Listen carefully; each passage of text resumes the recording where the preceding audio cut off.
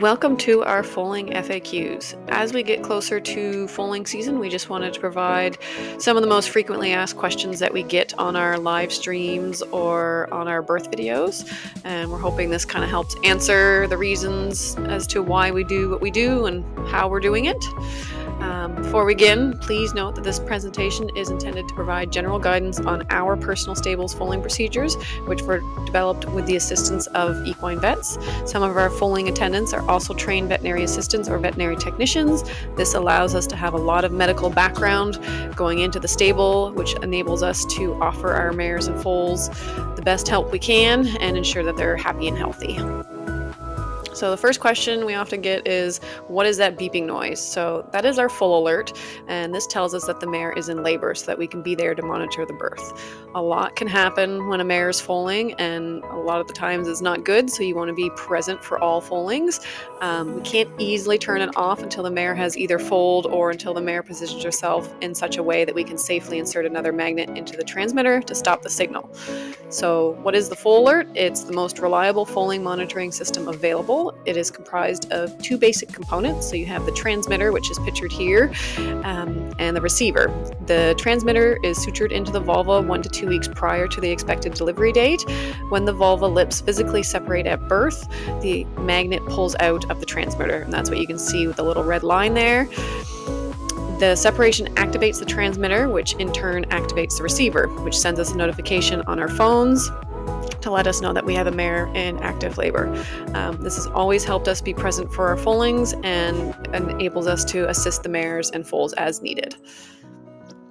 Where are you located? Meadowbrookstables is located in Alton, Nova Scotia, Canada. What type of horses are they? We personally breed American paint and quarter horses, but may have other breeds to foal out for clients.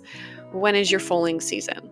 We try to aim to have the majority of our foals born in March and April.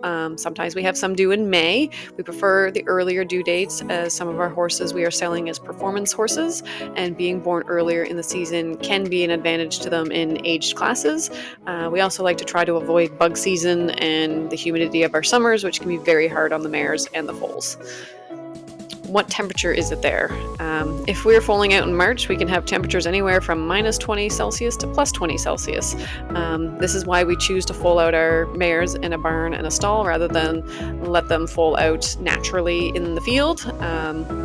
We don't want them to be born in a snowbank. We don't want them to be born in a mud puddle. So this way we can make sure that they're being born in a clean, dry environment. Who are the people in the stall? We have several foaling attendants. You will likely always see Kayla and Anna, the co-owners of Meadowbrookstables, attending all births. Sometimes we have some extra help with us, so we have working students or sometimes the excited new owners of the foals if they purchased in utero. Between Kayla and Anna, they have over 25 years of experience in the vet industry, working as veterinary assistants, and they have been foaling out mares successfully since 2008. Why are there so many people attending the births? Foaling is a very quick process, and as such, it can go wrong in a hurry. So we always like to have extra hands around. Think of everyone assisting as nurses. It is their job to ensure the mare and the foal's needs are met and that they are clean, dry, and warm.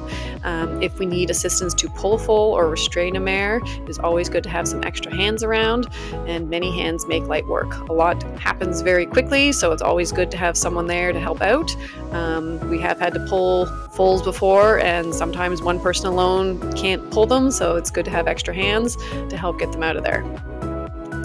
Why aren't you being quiet? Our horses don't live in a quiet world. There will always be people talking around them, running equipment, etc. A farm is a noisy place, so if a foal gets used to all of these everyday noises right away, then there is nothing for them to be worried about or spook at later. This helps develop well-rounded and confident foals. We don't find that they are bothered at all by the noises because it's instantly just the normal for them. We find if you tiptoe around them and try to keep everything quiet, then when the real world happens, they tend to spook and be worried. Why is the stall dirty? So we get this one a lot, and since mares like to foal in the evenings, usually between stable muckings, this can mean that there will be urine and manure in the stall. We clean the stables at least 4 times a day, but they can still foal out in between these muckings. Also, as the contractions start, the mare also clears out her system of all manure and urine, which can add to the mess in the stall. Mares can produce approximately 50 pounds of manure a day, and as you can imagine, that adds a large volume to their stall.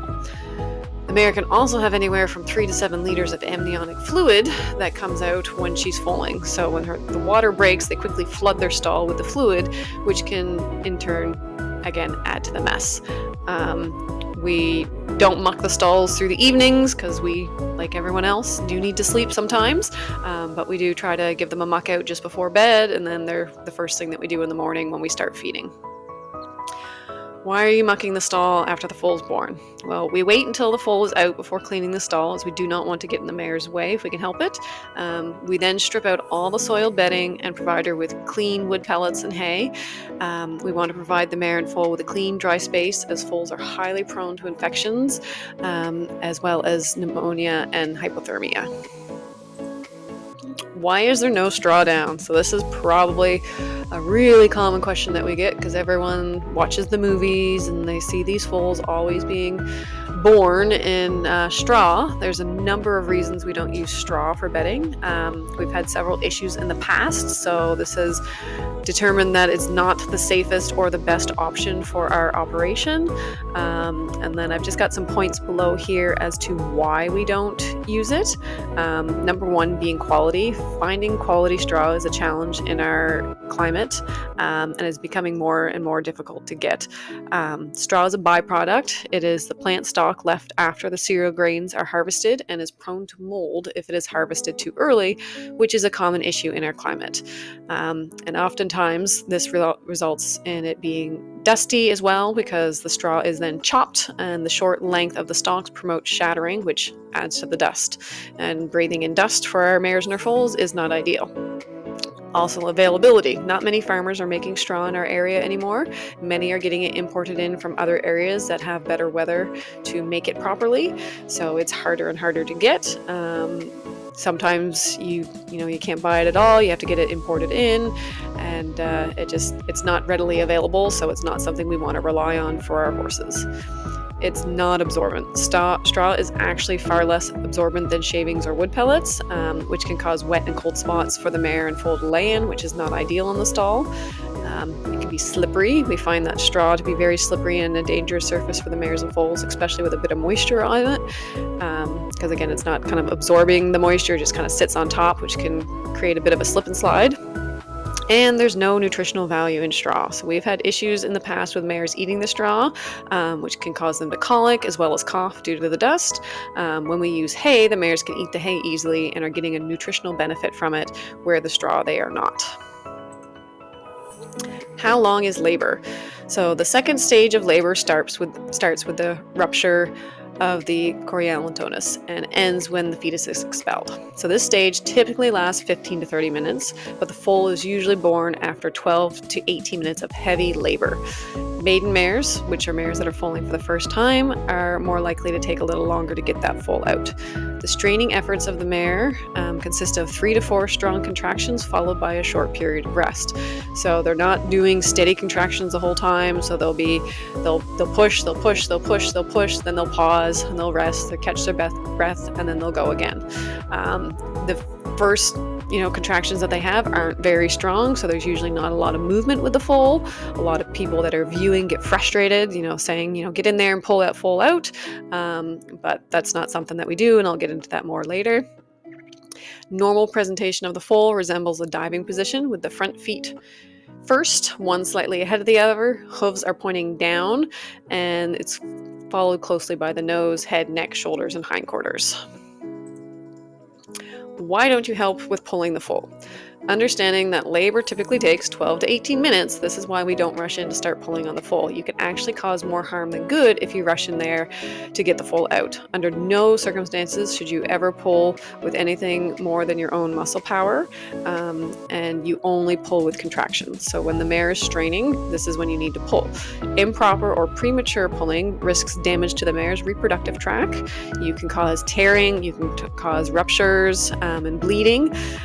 It can also cause injury to the foal and premature separation of the umbilical cord, which will deprive the foal of oxygen. So this is why it's very important that you don't jump in there and start pulling right away.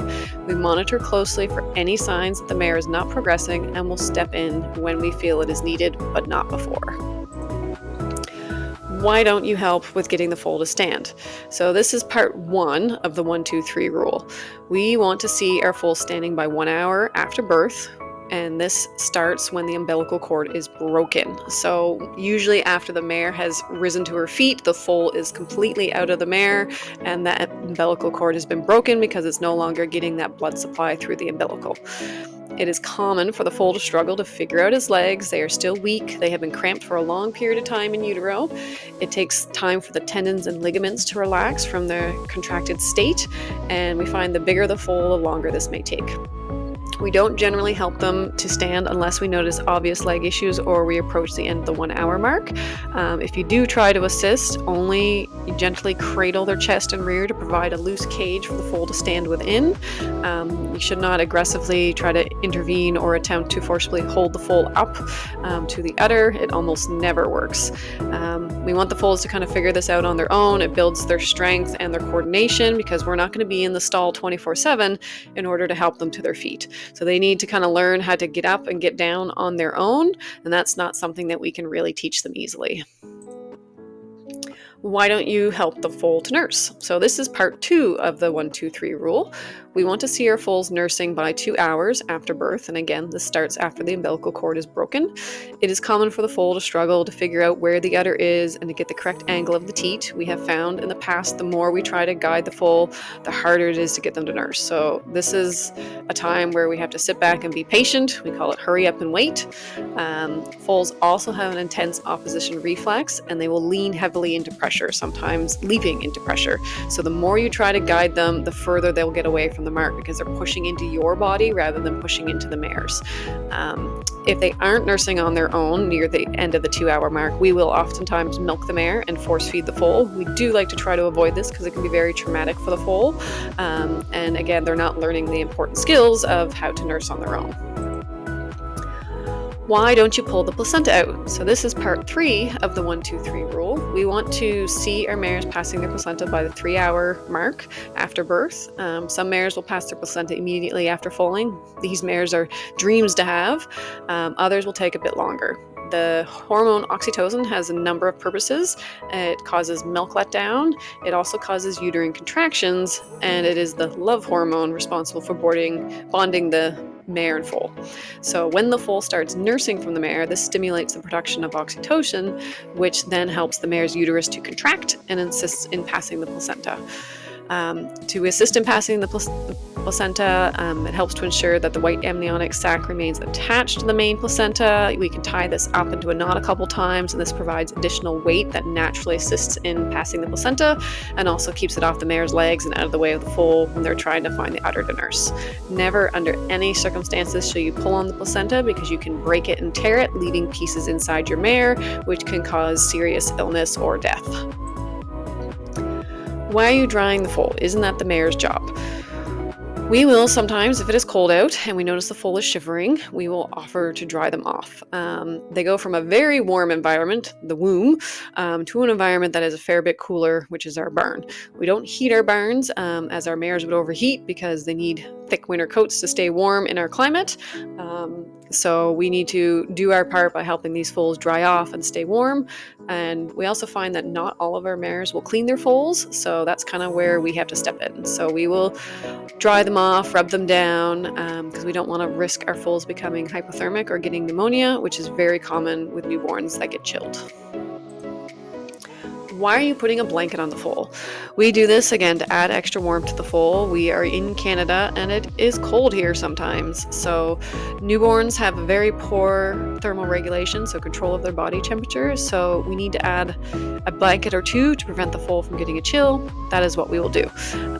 Again, if the foal gets a chill, they can quickly become hypothermic or develop pneumonia, which could be life-threatening. So we put blankets on them to ensure that they stay warm and toasty and comfortable, and it doesn't bother the mare at all. They can still lick their foal around the blanket and they're still bonding with them. Are you going to interrupt the mare-foal bonding? We assure you that us being in the stall, drying off or blanketing the foal doesn't hinder the mare-foal bonding at all. We are usually very aware and we try to stay out of the mare's way. We always want to be on the other side of the foal, so we're never between the mare and the foal if we can help it. This way that the mare is always in contact with her baby and that they can do their bonding. The process of us being in the stall also helps the foals bond to us. We smell like the foal, we smell like the mare, so we just kind of become part of the equation, and they learn to kind of trust us as part of the herd. Is the mare having twins? No. What you are seeing is the afterbirth that comes out after the foal is born, or as we discussed earlier, the placenta. Sometimes the mare might contract a little bit to push that placenta out, and it may take up to 3 hours for the mare to expel the placenta on her own. Again, we never assist with doing this. We also ultrasound all of our mares after breeding to ensure that there are no twins present, as that is very bad for horses and can cause death of not only the foals but also the mare. It's very hard on their system. Their bodies are not designed to have twins. Sometimes too with the mares, they just had a baby, so their body doesn't bounce back immediately. So sometimes they could still look a little descended or pregnant after giving birth. What does it mean when you say you sold a foal in utero? So we often offer select foals for reservation in utero. This allows people to make payments towards a foal of their choosing in a specific year. These foals don't leave right away. They stay with their dam until weaning at around 6 months of age, and it's like someone reserving a puppy in a litter from a responsible breeder. We do it as well, but with foals. So they kind of put their name on a list and they get the foal when it's born. It stays with us again until weaning, so they're not going away immediately. They get to live, their happy lives with their mums, and then they go once they're old enough to leave the farm. So thank you for taking the time to review our stables policies and frequently asked questions. We hope that this presentation has provided you with a better understanding of our personal stables foaling standard procedures, again, which were developed with our equine vets. If you have any additional questions or concerns, please don't hesitate to reach out. We'd love to hear from you. We understand that not all stables do things the way we do, but we have found over the years our methods to be tried, tested, and true, and ensure the health and safety of our horses. Happy watching!